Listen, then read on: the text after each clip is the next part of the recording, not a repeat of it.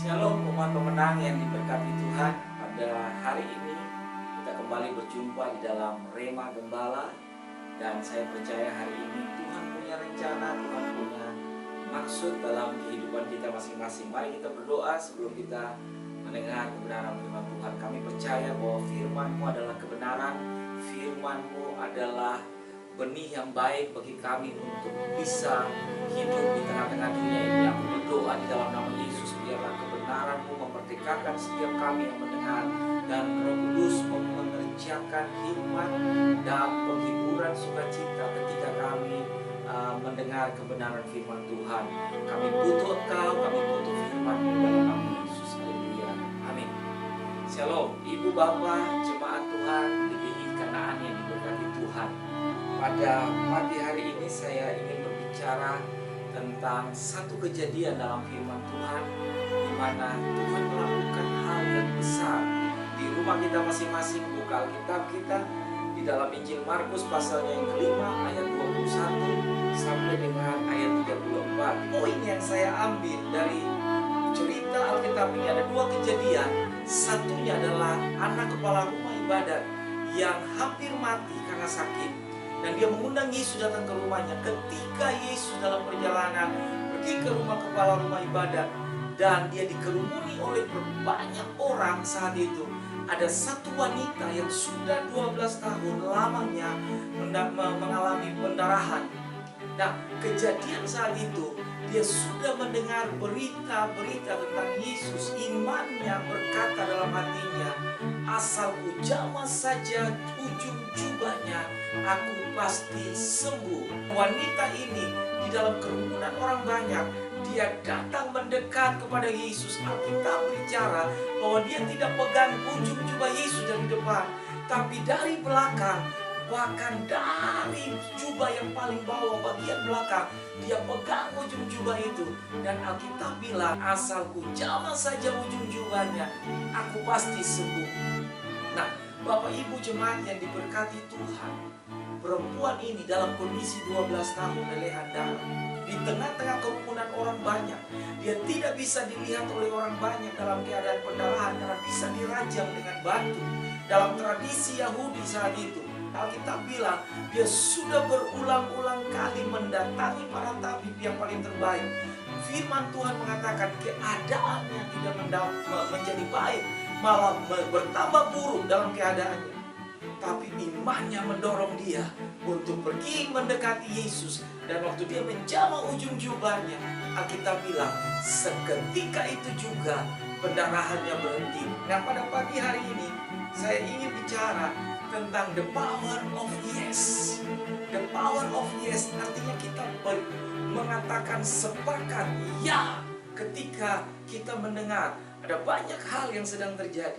Keadaan yang membuat semua manusia di bawah kolong langit ini hampir bisa dipastikan tidak bisa melihat sesuatu yang baik. Tapi saya percaya hari ini iman saudara dan saya seperti wanita ini tidak mengalami lockdown. Nah, Bapak Ibu Saudara sekalian yang diberkati Tuhan, kitab Roma pasalnya yang ke-10 ayat 17 mengatakan, jadi iman timbul dari pendengaran, dan pendengaran akan firman Kristus. Iman timbul dari pendengaran. Saat ini kita bisa mendengar semua hal. Ada berita baik dari breaking news yang mengatakan sekian ratus orang bisa sembuh. Dalam seketika kita bisa mendengar lagi dari breaking news, banyak orang yang sakit ODP, PDP makin bertambah. Tapi Alkitab mengatakan saat ini, tutup telinga saudara dari semua hal. Dengar firman Tuhan, dengar pujian dan penyembahan.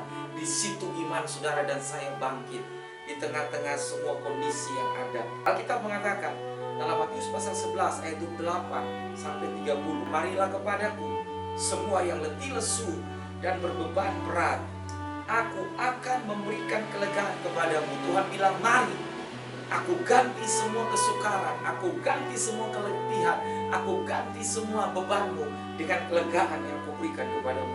Pikulah kuk yang kupasang dan belajarlah daripadaku, karena aku lemah lembut dan rendah hati, dan jiwamu akan mendapat ketenangan. Ayat 30 mengatakan, sebab kuk yang kupasang itu enak dan bebanku pun ringan. Nah, Bapak Ibu jemaat yang diberkati Tuhan, 3 poin yang saya mau bagikan kepada kita pada pagi hari ini di dalam tema saya, The Power of Yes. Yang pertama, waktu kita mengatakan saya mau ya dengan Yesus, ya dengan Tuhan, ya dengan kebenaran firman Tuhan, maka saya percaya ada seruan, ada harapan. Ketika saudara berseru dengan saya, disitulah harapan dari surga diberikan kepada kita.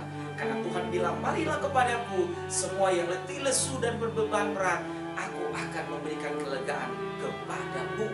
Yang kedua, di dalam The Power of Yes, saya mau kasih tahu kepada kita, bagian kita hanya mengakui Yesus saja yang sama. Bagian saya, bagian saudara tidak bisa melakukan mujizat. Satu-satunya kita bilang, berbaliklah kepada Tuhan dan akuilah Dia bahwa Dia adalah Yesus yang sanggup melakukan semua yang tidak bisa kita lakukan. Yang ketiga yang saya mau bagikan kepada kita, biarkan Yesus memberikan surprise dalam hidup saudara dan saya. Mujizat hanya bisa dilakukan oleh Yesus. Kita hanya bisa berseru dan berharap. Mujizat itu hanya bisa dilakukan oleh Yesus.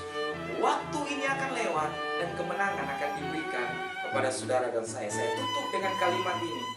Orang-orang yang berlutut dan berdoa kepada Tuhan akan sanggup berdiri tegak dengan wajah yang penuh dengan kemenangan. Seberapa besar harapanmu kepada Tuhan, sebesar itu juga Tuhan akan menyediakan mujizat kepadamu. Saya tutup dengan Alkitab, Mazmur 41 ayat yang ke-6. Allah itu bagi kita tempat perlindungan dan kekuatan, sebagai penolong dalam kesesakan sangat terbukti. Tuhan Yesus memberkati. Mari kita berdoa. Angkat kedua belah tangan saudara.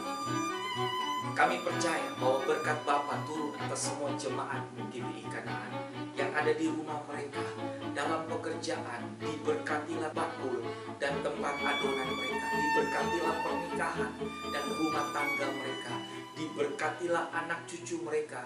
Seperti firman Allah mengatakan, anak cucu orang benar tidak meminta-minta. Terima kasih Bapa, kami hidup karena anugerah-Mu, kami hidup karena kemurahan-Mu. Bapak Ibu jemaat yang diberkati Tuhan, terimalah berkat sepenuhnya di dalam nama Allah Bapa, kasih dari Yesus Kristus, penghiburan dari Roh Kudus menyertai-mu mulai dari hari ini kekal selamanya di dalam berkat nama Tuhan Yesus. Haleluya. Amin.